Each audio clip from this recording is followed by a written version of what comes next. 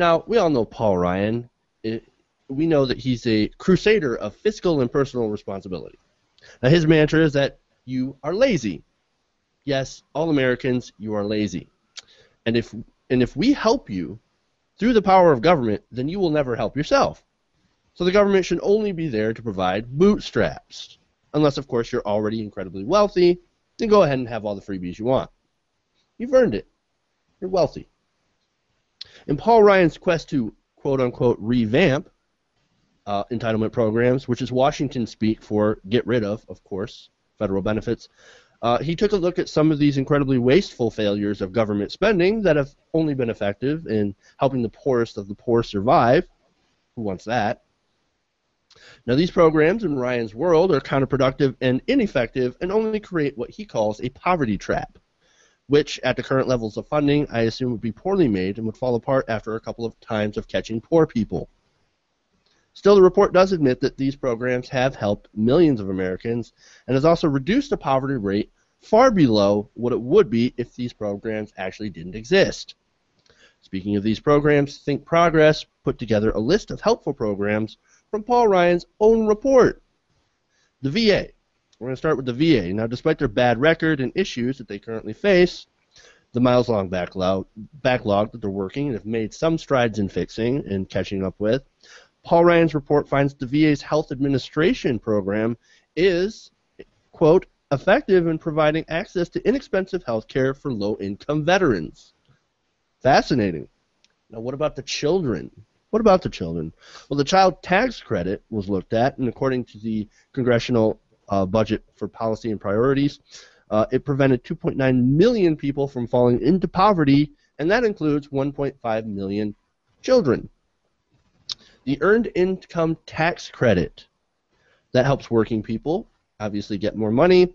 Ryan's report said the consensus among studies on the Earned Income Tax Credit is that it is an effective tool for encouraging and rewarding work among lower income individuals, especially single mothers.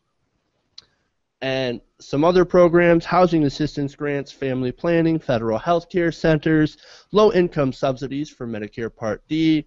Remember Medicare Part D passed by Bush. Now this program helps those people that are on Medicare Part D if they're low income. Numerous nutrition programs for the elderly, women, infants, children, school breakfasts, such and such. All these programs and more, 16 in all, were found by Paul Ryan himself to be moderately to very effective at doing what they're supposed to do.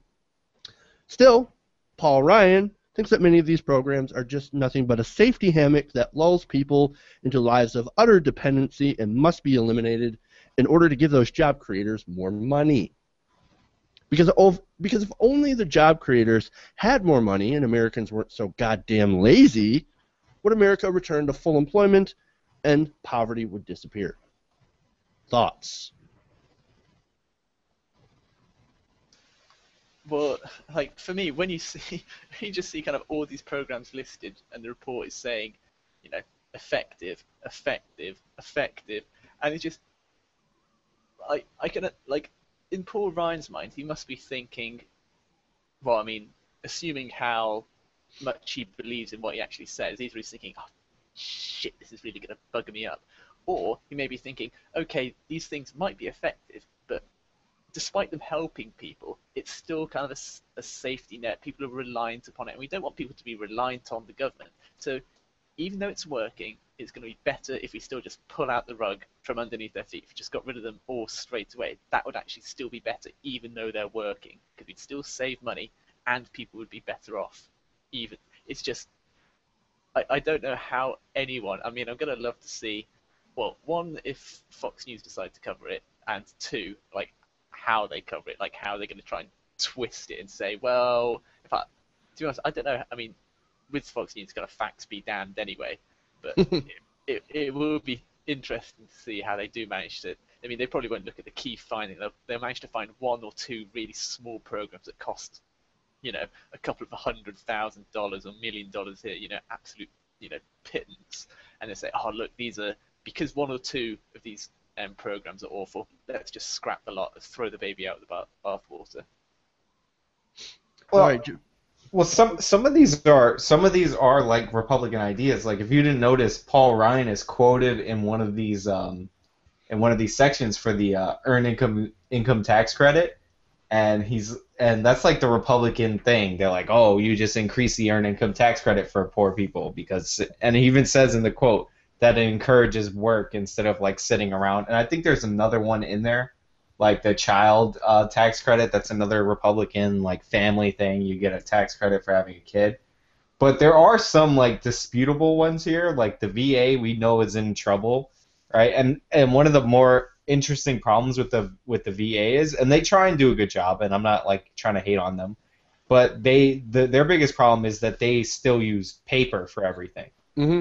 Now we've outlined some of the troubles from the VA, and yeah, they've got a long. Yeah, I mean, they've got a big job ahead of them. They've been behind. I've been critical of the VA because I think our soldiers returning from the wars that our corporations send them to deserve the best sort of treatment, especially after what they had to do.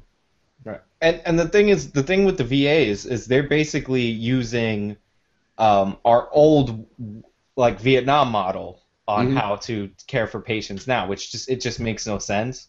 And that was like the one of the things that a few Republicans were right about in the debate is that if you cut the budget of the VA but put everything like on computers instead of paper, then they would be like twice as effective because it takes months and months and months. Like it's not a money problem with them. It's really just they're using paper like for everything and it takes forever. And like there's like piles of paper and all that. So like some of this is like Paul Ryan is taking a little victory lap on certain things. Like but some of them are obviously like damning for him. Although he did vote for Medicare Part D, and the problem with Medicare Part D isn't that It was old. unfunded. Yeah, the problem is that it's unfunded. Not that old people wouldn't use it to save money on prescription drugs. Like it's a mixed bag, but it doesn't look good. Like look, some of these are obvious that if you give people food stamps for having a for that are pregnant, that they'll eat better than if you don't. Like, I mean, but do you think it would be a case that, okay, some of them are, well, all of these programs seem to be working, but Paul Ryan and the rest of the Republicans, they'll come out and say, look, some of these programs are great, and they'll say, look at the Medicare, look at all the ones that Republicans are in favor of. These are the ones we voted for. These are the ones we sponsored, sort of thing. And then they'll come out and say, oh, but look at these bad ones, and they'll pick one or two ones that aren't working as efficiently, that were sponsored by Democrats and are more progressive ideas, and say, look, these are bad ideas. We'll scrap those and we'll just keep these effective ones that we know are popular, that we know are working, and that we know we, put forward in the first place. And so they'll just try to both get a win off of it by promoting themselves and by shitting all over the Democrats at the same time. right. I'm gonna give Think Progress a little bit of credit. I know Jordan was saying that you can't trust them because they're progressive. Like you have to look for the counter argument whenever you find a site that's that has that obvious a perspective, right? But they put Title 10 up here, right? And Title 10 is family planning, and it says it's not a ringing endorsement of Title 10. It says that it's moderately effective for the amount of money that we're spending on. Like it's not like that's not a ringing endorsement for Title 10, and that is something that is a progressive thing. Like when they try to defund Planned Parenthood, people went crazy. So like they're like this article is actually pretty fair. Like certain programs work more effectively than others. There's certain programs that are so specific and weird, like that I didn't even know existed. Like HIV people getting housing vouchers. Like I didn't know we fucking did that. That's weird. But like they're like it helps them get houses. I'm like I'm sure it does, but is it paid for? Now, one thing I wanted to talk about too that you brought up, Sean, is the earned income tax credit. And yeah, it was a Republican idea, and it's sort of the Republican answer to raising the minimum wage. Why are we going to raise the minimum wage when we can just give them the earned income tax credit? Despite the fact that it is a good program, but personally, I think we should do both. Like earned income tax credit, raise the minimum wage. But that's just me. But Jordan, why don't you jump in? Yeah, sure. Not lots of good points here. I don't know that I have too much to contribute, but that doesn't mean I won't talk until you shut me up. There, Fair enough. yeah. So what I want to clarify my position. I guess kind of what I was getting at here is like this Think Progress article, which ultimately I do agree with Sean. Like I think this article's right. They go through and list all these programs that were found to be moderately to very effective. And so like my thing is there's probably another article floating around that has a list of programs that were found not to be, right? But I couldn't find that. The closest thing I have to a criticism of this Think Progress article that we're sourcing from is one of its source articles, I should say, which is from the Fiscal Times, and it really it talks about like the real big misrepresentation here is not a matter of government programs, although I don't think that Think Progress is being dishonest, because obviously that's something Paul Ryan does, is talk about how government programs are bad. That's certainly part of his platform. So I think that's a legitimate criticism to point him out when he's wrong. But the big thing is like ultimately that statistically what the claim Paul Ryan tried to make Paul Ryan's camp tried to make from this report was that the war on poverty was a failure. And what all the authors of the article, since that he's come out with those statements, have come out and said, that is not what our paper says at all. They say if you just look at the numbers and say where were the numbers here, where were the numbers there, that's in our article just because we're dealing with the data. But if in the article or in the paper, not article, in the paper, you see we account for things like the tech boom in the 90s and other things like that, and so basically saying that the Ryan camp attributed good numbers to things that it didn't necessarily follow that those numbers be attributed to, and attributed bad numbers to things that didn't necessarily follow it be attributed to, and didn't actually look at what made data happen. And that's not to say that they also concluded, we need to be fair, they didn't conclude that the war on poverty was a ringing success. They just came out and said what Paul Ryan said is not only an oversimplification, but it is a complete misrepresentation of the data and how we came to arrive at this data. So that said, like I don't think it's necessarily a bad thing that that's not what Think Progress focused on, because if the report mentioned these specific programs, then I think it's perfectly fair to come out and say, hey, it mentioned these specific programs work pretty well. And Sean, you hit on it. Talked about not necessarily being a ringing endorsement. If you read what the article actually, what Think Progress says about the VA, they said really similar to what you said, that what it's good at is providing access to inexpensive health care for low-income veterans. It doesn't say anything about how timely the service is there. That's certainly an issue.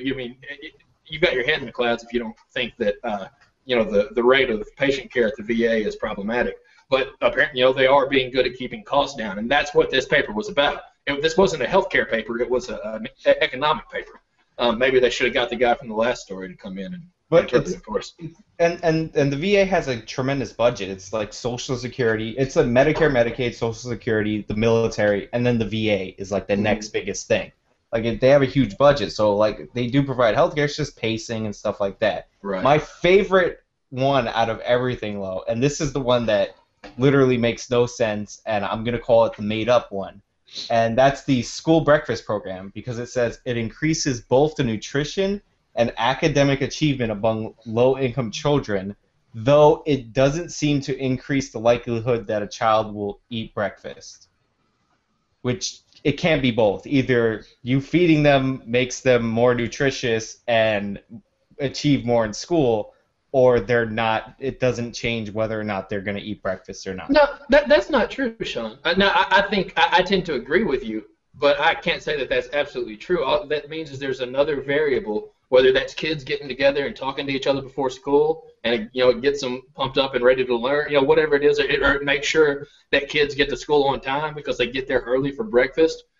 This program could introduce other factors that raise kids' performance without actually raising the number of meals. But even if that's just getting them in the building earlier, but they're not eating the breakfast, which the program is called like the school breakfast program, I wouldn't call that effective, because the objective of the program is not being achieved. The objective of the program is to raise nutrition and academic achievement, and it said it's doing that. Yeah. Now, I don't know how they got to that conclusion.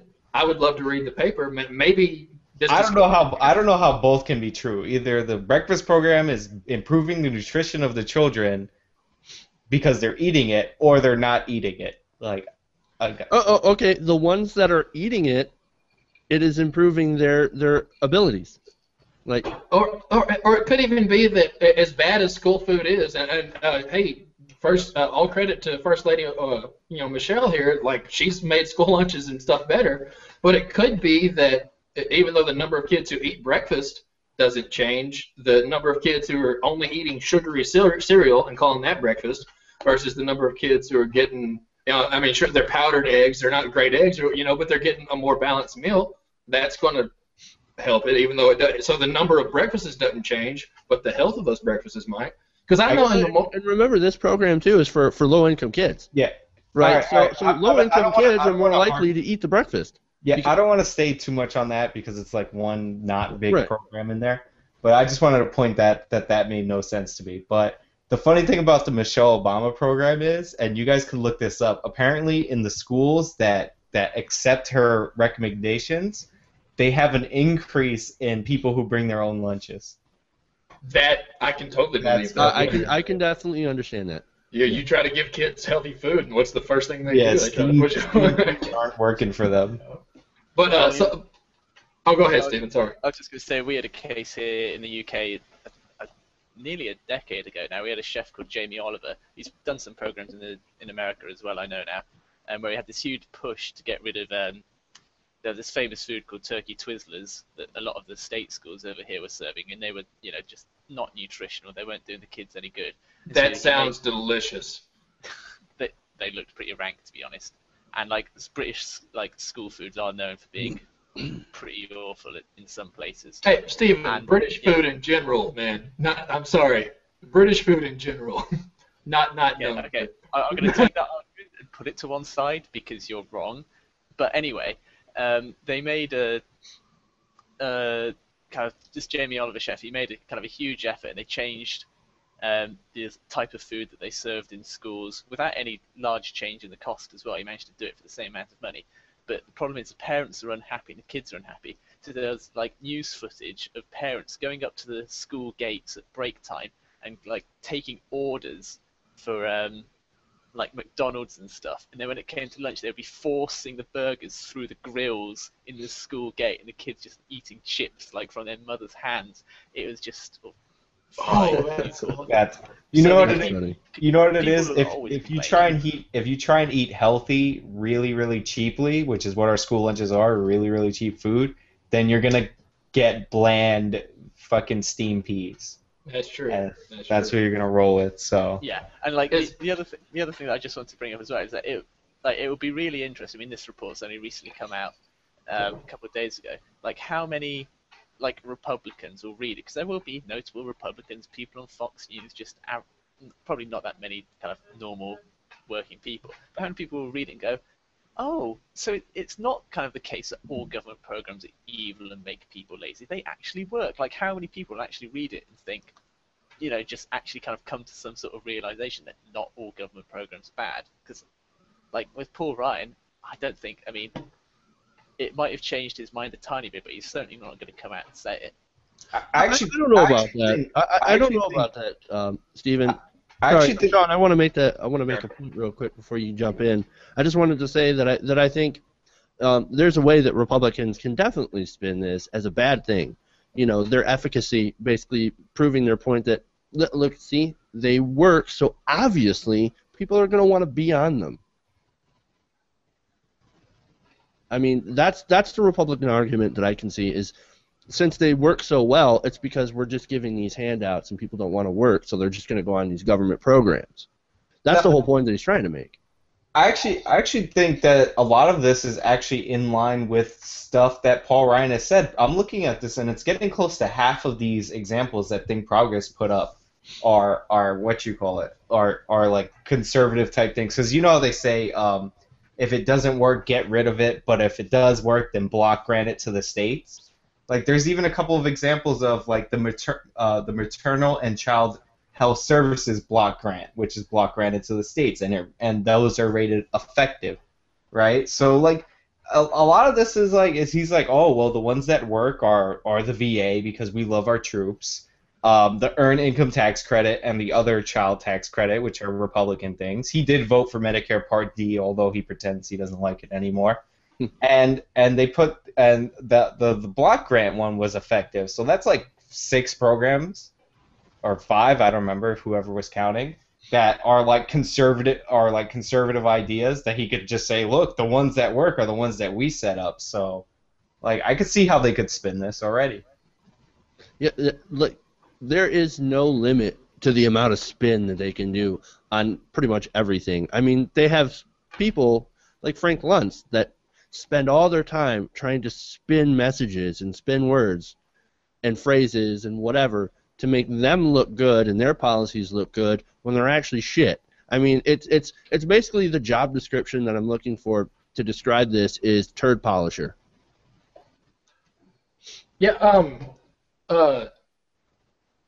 See, that's one thing I love about this, though. Like, I mean, because as you guys know me, I'm the regressive progressive. Like, my thing is not to come here and be a crusade for liberal agendas. Like, my thing is to, like, my understanding, the way that the American two-party system is supposed to work is you have people who are genuinely working for the best interest of the country, but disagree on how to get there. And so what you do then is you get together and you have this discussion, and you find out what conservatives have to offer that might be good ideas, because they do occasionally have some good ideas. And then they find out what we have to offer, and occasionally they go, oh, that sounds like a good idea. And like the earned income tax credit, or I've got the actual report pulled up now, not the Thinkprogress article, so I forget which one we're talking, what the tax credit is. But like it's a fact. They're like tax cuts, when they're done right, do have a multiplier effect on the economy. However, it's one of the smallest multiplier effects. So like, yeah, they are good for the economy, but they're a horrible, catch-all. Like if you're only going to do one thing, tax cuts aren't what you want to do. But that doesn't mean that it's not good to do them sometimes. Sometimes it's good to do tax cuts. And just like liberal programs, sometimes it's good to do these programs. You've just got to be able to look at the data and see what it does. And so like, this report is really good because it's going to call out some right-wing BS, and it's going to call out some left-wing BS, and hopefully at the end of the day we have a more perfect union. Unfortunately, whenever the guy who's trumpeting the report is completely misrepresenting it, and your average American's not going to sit down and read a 204-page peer-reviewed report, that's not what happens. But I don't even think he's misrepresenting it that much, because if you look at the last one, the Child Care and Development Fund, it says I'm reading the quote part. It said it increases the likelihood of participation in the labor force and encourages single mothers to pursue education. Like that's Republican. But those are two good things that we actually do want. But those are Republican talking points that we have to create like they say, a small safety net that encourages people to participate in the labor force and not to be caught in the hammock or whatever, right? So there's like half of these programs that if you read the quotes under it, they're conservative talking points about the program. But I mean, the problem that kind of America has with this, like with the two-party system, Obama can come out and he can say that I really want to encourage low-income mothers to pursue education. He could say that, the direct quote, and then people on the right wing, on the Republican Party, the opposing party, will say, oh, look at him favouring women. Why isn't he going to help white men? I mean, they're not going to say that as bluntly, but they're going to come out and say that because they have to. They can't agree with the opposition party. Otherwise, you think, well, I'm not in opposition then. That's the one problem you have with the two-party system, that both parties can agree on every single one of the kind of the points or recommendations that this report makes, but they can agree internally, but they can't come out and publicly say, yeah, we both agree on this, because then they're not able to define their party. They're not able to fundraise off each other and stuff. That's the whole problem that you have. I got to push back against you there, Stephen, because like there was a time, maybe I'm whitewashing my childhood, like as people are prone to do when nostalgia comes in, but there was a time, I want to say even in my own lifetime, when the two parties could do that. And what really stopped it was the advent of the Tea Party, which is the closest thing we have to a third party in America that's viable. That's what stopped the ability for Republicans and Democrats to come together and actually agree about stuff. Oh yeah, no, I completely agree with that. That kind of back in the 80s and stuff, 70s, and probably arguably kind of the early 90s as well. That was completely the case that two parties could agree in the rise of the Tea Party and the kind of anti-intelligentsia and stuff. That caused a real problem. But I mean, here in the UK, we had essentially a two-party system for years and years, and it's only been since since about 2005, where the Liberal Democratic Party has kind of become the third main player. But now we have like the UKIP party and the Green Party, they're kind of fourth and fifth place respectively, and they have a large influence. So it is possible the two-party system to have these kind of discussions, but I think at the moment in the current state in America, it's almost impossible for the two parties to agree on anything because they feel pressured. I think in part by the media as well. They feel pressured that they have to be against each other, otherwise they don't think there's any point in them trying to be two separate parties. I mean, we both know they are both corporatist parties, and kind of that's where they can hold hands together. But I actually totally disagree with your point. Like, this isn't like Paul Ryan was like the things that I'm saying are like what Paul Ryan and Mitt Romney would say during the debates in like the last election cycle. Block grant it to the states if it works, get rid of it if it doesn't, and like the point that I'm trying to make is like this report. It's on Thinkprogress, and it says, the headline says that it finds many of the Paul Ryan's audit finds many of the programs are actually effective. Like some of these, like the last one that says encourages single mothers to work or find education. Like I'm sure there are programs that are ineffective that aren't listed here that he could say, well, this one encourages work as opposed to that one which encourages dependency. Like I don't think that this spits in Paul Ryan's eye as much as people are painting it to be. You know what I mean? No, like I actually think this is a pretty like mixed report. Yeah, I don't think it spits in like Paul Ryan's eye or a number of, I hesitate to use the phrase, but kind of sensible and more moderate Republicans. Kind of Paul Ryan, I'd probably throw in John McCain in that area, at least kind of when it comes to social issues and stuff like that. But for a lot of the Republican Party and the base and the Louis Gohmerts and people like that, I think this does kind of spit in the eye, sort of thing. Yeah, these are effective because they just want no government whatsoever. They want complete anarchy, and like so for Paul Ryan, yes, I think this can, as you say, like he can spin this. Well, I mean, anyone can spin this any way they want. I fear it's kind of as you said, it favors kind of progressive ideas in some parts, and then it shits on some others, and likewise with conservative ideas. But I think it's just to kind of consider the entire Republican Party as a whole. I don't think this is necessarily a great report to come out for them. Yeah. So I guess that goes back to my point about what the Thinkprogress report, what our source article talks about versus what the actual report says. Because again, like Thinkprogress is the angle they're taking on this is they're singling out what it says about specific programs, and then it says that they're at least decent, if not great. What the gist of the article, what it does is it looks at individual programs to make an overall claim about the economy, and the gist of the report, I should say. And so the claim that Paul Ryan is making here is not that these individual programs don't work, it's that the war on poverty has not been a good thing for the U.S. economy. And it goes to this report that says it, and the gist of the report was not that. That was not true. So the report does, or us reporting on this does spit in Paul Ryan's eye, but the Thinkprogress report doesn't really, and I don't think it's trying to. Well, I think it's trying to spit in Paul Ryan's eye because of what he's associated with, but not necessarily about his claims about the report, because I don't know that he singled out these reports or these particular programs. John, I do want to ask if I could. You said as you were reading about this that half of these were Republican ideas or whatever. Other than the child tax credit and the earned income tax credit in the source article, what other Medicare Part D. Okay. I believe it said Medicare Part D as well. Fair All point. right, That was unfunded and passed by Bush. All right, so what I was saying is that half of these are what you call it, are the quotes underneath them.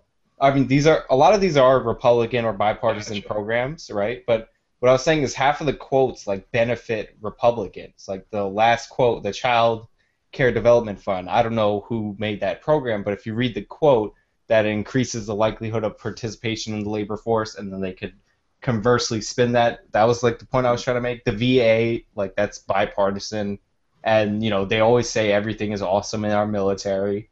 Medicare Part D, which they hate now, was a Republican idea, and it's still not paid for, but it's a Republican idea. The child tax credit, earned income tax credit, and it says right here that Title 10 family planning is moderately effective, right? So like they hate that, and it says it's not very effective. Well, moderately effective is still And effective. moderate, but I'm just saying Well, it's like it's not a ringing endorsement for the thing that the Democrats are going to war on. Well, remember, it's Paul Ryan's report. Nothing's going to be a ringing endorsement. But even Paul Ryan can't get away from certain facts. They did have the ringing endorsement for the tax credits. Like if you read the quotes under the, that's my point, is that the programs that they don't like are like moderately effective or whatever. And the programs they like have huge endorsements. I get what you're saying. Yeah, I mean, this is the issue with kind of really large reports that come out like this, because no one in their right mind is going to read, the full 204 pages. Journalists aren't going to read all of it, and so it's a nature with all of these really long, kind of laborious, dense studies with lots of numbers and statistics and technical phrasing, is that you can pull out absolutely anything that you want to from it, and you can spin it any way. And so, like I said, Paul Ryan will be able to, champion whatever he wants to do off this.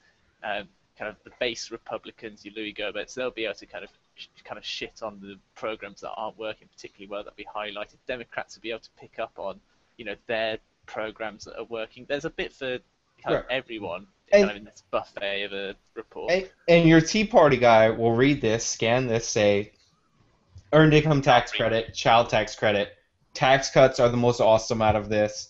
Everything else is mismanaged by the government. It's between moderately and somewhat effective. There are some good, good quotes under programs, but like that's basically what your Tea Party will say. And they'll they'll go in and they'll find the other programs that aren't listed here that say that they're really not that effective.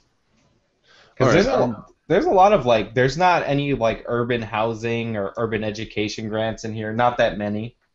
That I can see from this article, that aren't specifically targeted, so they could say, oh, the programs that help certain minorities aren't good, and you know how they love to say that, because I don't see them listed here, so you'll see.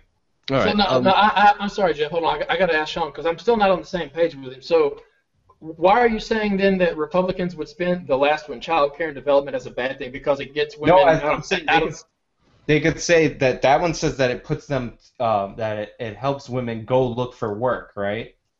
And they would say, as opposed to this program, which creates dependency. So their whole shtick, their theoretical national talking point is, we're going to keep the ones that work and block grant them to the states. And the ones that don't work and encourage dependency. So it kind of gives a distinction between some programs cause dependency and some don't, if you get what I mean. And that one is help a single mother so she can get out of the house and go to work.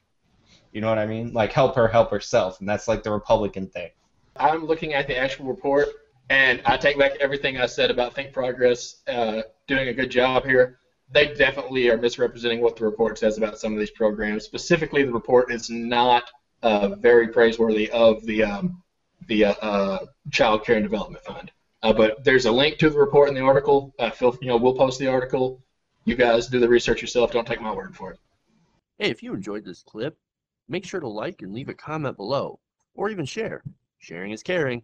If you want to see more TYT Nation videos, go to our YouTube channel, youtube.com/TYT Nation. Thank you for watching.